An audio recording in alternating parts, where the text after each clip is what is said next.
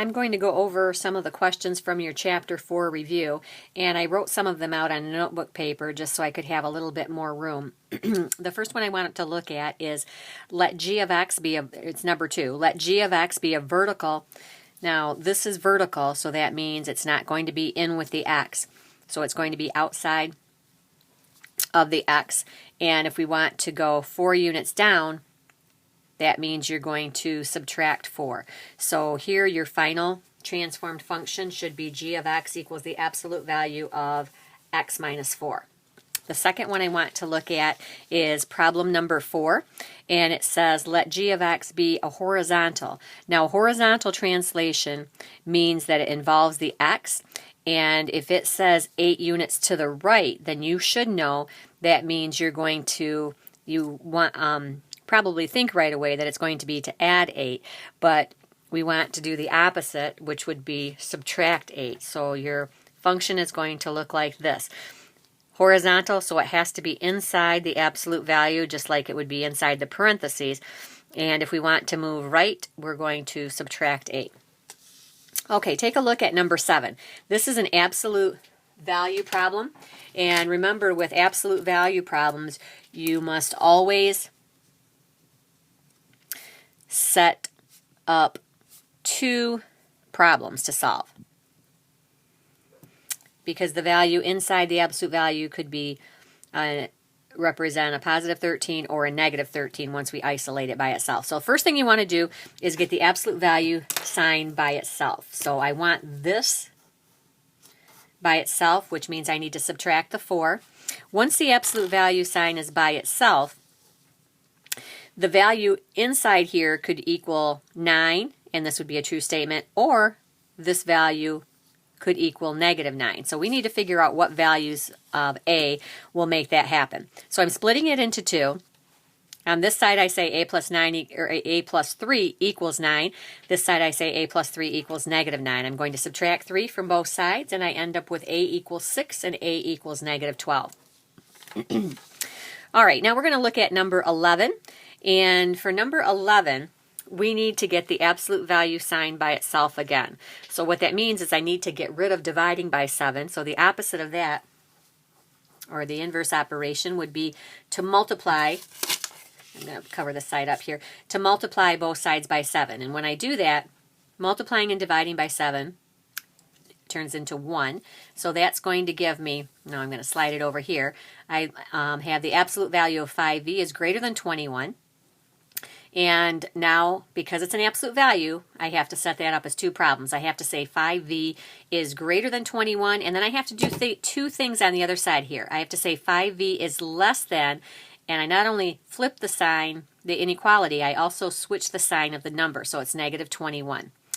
Then I divide by 5 on both sides, and I left it as 21 over 5 and negative 21 over 5. If you have 4 and 1/5, that's fine. And this would be negative 4 and 1/5 here. Okay, so you put those values on the number line. This is great or. So one or the other thing has to be true, not both of them, so it's not an and. And I put that on a number line because of this inequality. Doesn't have a line underneath it, so I don't have to fill in the circle. All right, let's go to question number 14. Let g of x be a vertical translation 6 units down, and this is the function that you start with, and I believe this one said that you needed to write out 3 lines. Nope, this one didn't. It's on further into the review. So because it's vertical, it means it's going to be not inside with this x. So we can put parentheses around the entire thing. Now remember, I said you don't have to have the parentheses for the translations, but you do for the stretches or compressions. So this just means we're going to add 10 to negative 4x and then subtract 6. So we're going to combine these 2 terms here to get g of x equals negative 4x plus 4. Okay, let's look at number 16. That's a horizontal translation, 6 units to the right. So as soon as you see this word horizontal, you should know that it's only going to affect the x. And if you're going to the right, you're going to subtract. So inside I write the negative 4 here, but when I get to the x, I put parentheses around that, and then I want to go to the right, so I need to subtract 6. Okay, now once you get to this part, you're not done. You need to distribute. So we're going to distribute here and get negative 4x, and a negative gives you plus 24, and then plus 10. So we have negative 4x plus 34. All right, now I'm going to go back to the review sheet where I have, I guess, a little bit more room here. We're going to graph. And looking at number 18, this tells you where to go on the y-axis. Now, some of you were graphing this on the x-axis. It needs to be on the y-axis. So we're going to start at 2. I put a point here. Then we have to realize that this is an inequality, so that means we have to decide if it's dashed or solid. This one is dashed. And in addition to that, some of you stopped here. You need to decide where to shade, either above or below that line. And make sure your line goes all the way across your graph. So I'm going to use a test point of 0, 0, which means I'm going to take the inequality. I'll substitute 0 for y and 0 for x, and then I have to ask myself if that is true.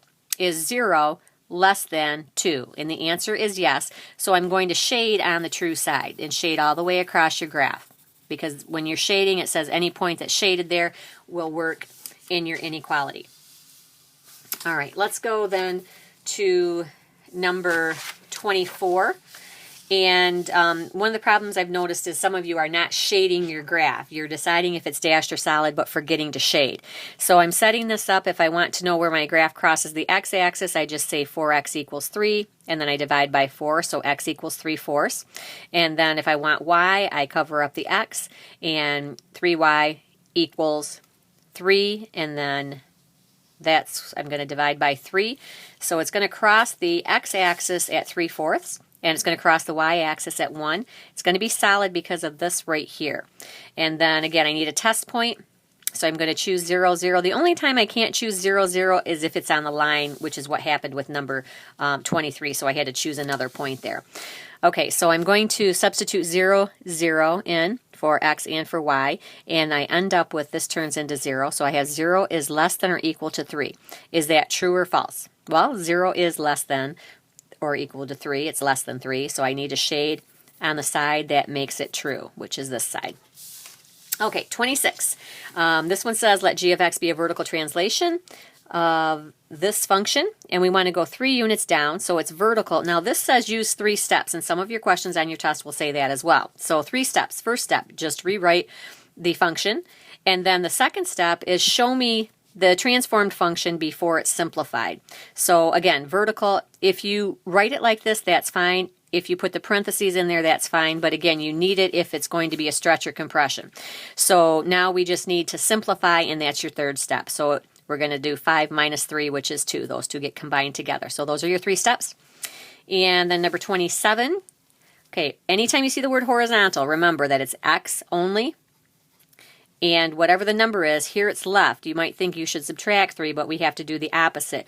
So we're going to write the original function, f of x equals negative 2x plus 5. If I want to move to the left, it's horizontal, goes inside with the x. And because it's left, I add 3 instead of subtracting 3. Watch out for the horizontal ones. And then last step would be that I just need to distribute. And then I can simplify. So this one actually had 4 steps if I count the adding or writing down the original function. But show your work. And let's see if we have another one here on the next page. This one is a vertical compression, and it's by a factor of 1/3. Now if it's vertical, parentheses go around the whole thing. So we're going to write it out first. That's step number 1. Put parentheses around the whole thing, which is 1/3, and then we distribute it out to get negative 2/3 x plus 5/3. Now this one's horizontal, so that means x only. So if you can see right here, it says a horizontal stretch by a factor of 3. Well, if it's horizontal, this is when I have to flip the number. It's 3/1, so it changes to 1/3. Horizontal means x only. So I'm multiplying 1/3 by negative 2, and that's going to give me a negative 2/3 x plus 5. All right, question number 34. This says or, so one or the other has to be true. If I add 7 to both sides here, and then add 6 to both sides here, I'm going to end up with x is greater than or equal to 9. So that one has a closed circle going to the right. Or when I added 6 to both sides, I got x is less than 5. So this one says less than. There's no line under here, so it has to be an open circle going to the left. All right, 36. We're going to multiply both sides by 7 here. And that's going to give me, if I multiply by 7 here, that turns into 1, multiplying and dividing. And multiply by 7 here, that would just be 0. So b is greater than 0. Or when I add 6 to both sides here, I'm going to get b is less than or equal to 1. So watch your inequalities. We're going to go b is less than or equal to -1, closed circle going to the left. B is greater than 0, open circle going to the right. For question number 38, absolute value sign is already by itself, split it into 2. So we have 5 plus 10p is greater than 35, 5 plus 10p is less than or equal to. So we flip the sign and we change the sign from positive to negative. When you go to solve it, you should have p is greater than or equal to 3, p is less than or equal to 4. So both of those are closed circle, or I said 4, but it's actually -4. So closed circle going to the left on -4, closed circle going to the right on 3. All right, last one, or I think it's the last one. Number 40, we need to get the absolute value sign by itself. So I need to get rid of multiplying by -4. Do not distribute through here. Don't do that. We're going to divide both sides by -4. And when we do that, let me just cover this up over here. When we divide by -4, we're going to end up with the absolute value sign by itself. -6x minus 6 equals 24. And then I need to split it into 2. So again, I know I've said this several times, but split this into 2 problems. You'll drop the absolute value sign and write it as -6 minus 6 equals 24. Or -6 minus 6 equals -24. Adding 6 to both sides, you're going to end up with x equals -5 or x equals 3. Okay, looks like we have a couple from part 2 to go over. This one says translate the vertex of this function so that it ends up at -2, 3. Now remember, you have to take the opposite of the x, and then you're going to graph it. This, anytime you see absolute value, make sure the graph looks like this. A line is this way or this way. Absolute value looks like a V that opens up or a V that opens down. So if we want this to end up at -2, 3, we take the opposite of x, so it's going to be x plus 2, and then the y goes on the outside of the absolute value. Okay, our slope, we look at these two numbers here. They're both 1. 1 times 1 is just 1. So I'm going to have my vertex at -2, -3, and this is a scale of 2. And then I'm going to go up 1 over 1, up 1 over 1. Same thing here, up 1 over 1, up 1 over 1. And then you just draw your lines. All right, so just remember this. If I have something, let me just make them look more similar here. If I have y equals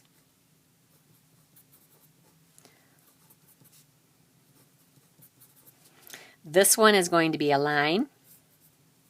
This one is going to be absolute value. So pay close attention. Just a little subtle symbol there changes your line to an absolute value.